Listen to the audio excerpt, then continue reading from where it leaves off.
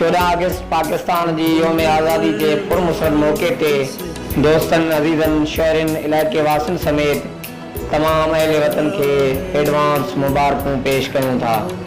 पारा Javed Usman Bijrani, Faiz Mohammad Bijrani and JTN web news 7। इस चमन के फूलों पर रंगो आब तुमसे है, इस ज़मीन का हर ज़र्रा आफ़ताब तुमसे है, ये फ़ज़ा तुम्हारी है, बहर पर